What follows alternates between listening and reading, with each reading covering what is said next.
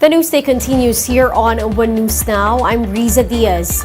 The Bureau of Internal Revenue has set new tax guidelines and floor prices for vape products. This came after the implementation of the vape law, which covers importation, sale, and use of vape and other products. The minimum price tag shall be the total production and landed cost of the cheapest brand per tobacco product, including excise tax and VAT.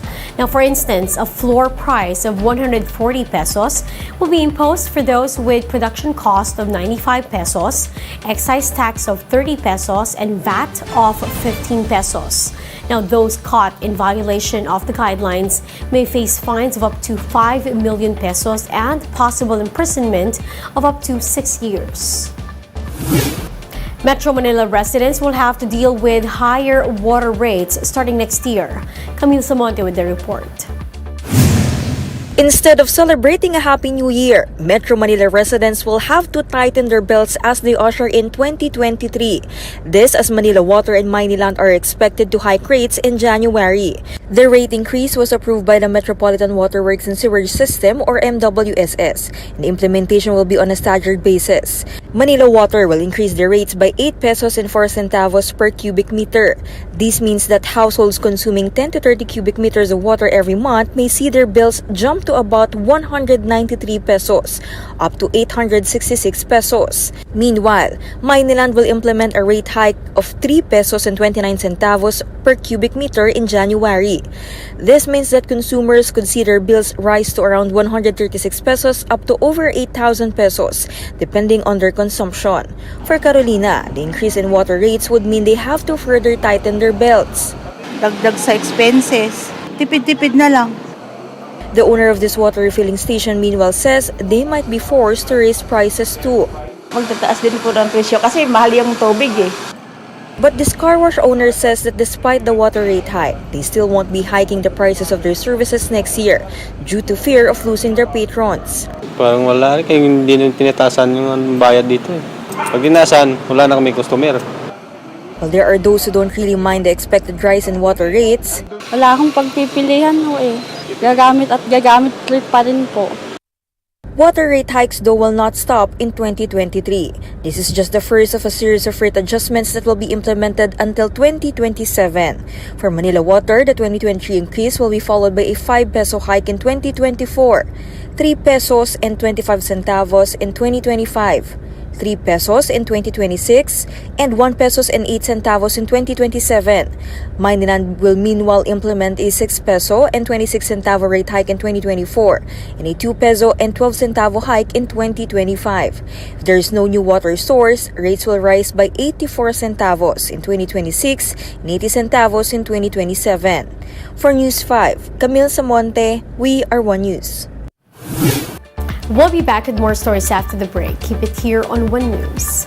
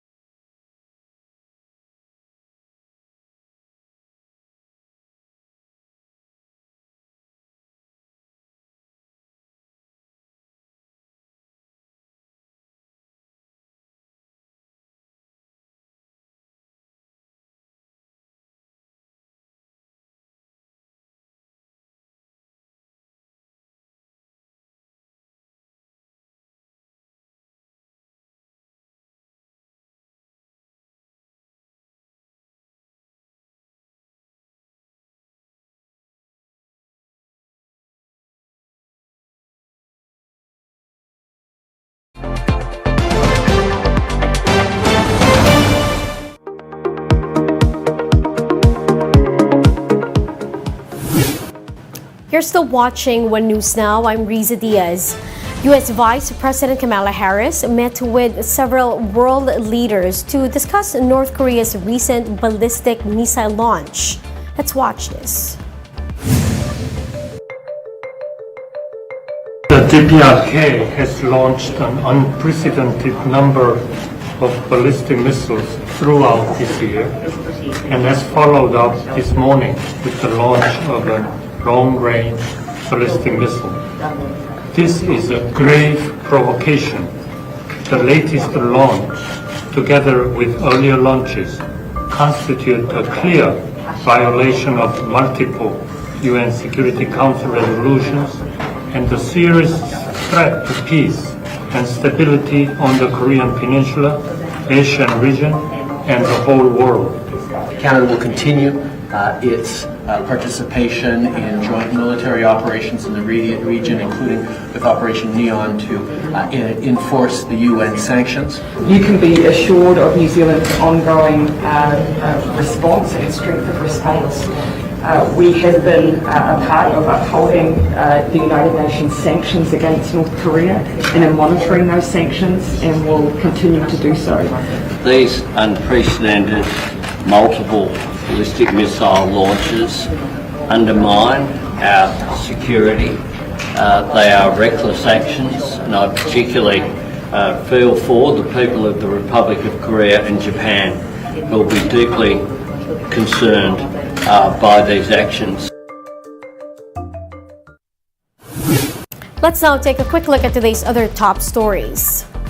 The Kingdom of Saudi Arabia has promised to compensate some 10,000 unpaid OFWs since 2015. The Migrant Workers Department said Saudi will shell out over 2 billion riyals for the affected workers. The Senate is gearing up to approve the proposed 5.27 trillion peso 2023 budget next week. The minority bloc says they will make a last-ditch attempt to realign confidential and intelligence funds. And Pag-asa continues to monitor a low-pressure area spotted east of General Santos City. This, along with ITCZ, may bring rains in most parts of the country, including Metro Manila. And those are the top stories of the hour. Join us later at 10:15 in the morning as we continue to monitor the day's biggest stories. You can also catch One News on Signal Play app. Register for a free account now at www.signalplay.com and stream One News live anytime, anywhere. I'm Riza Diaz. We are One News.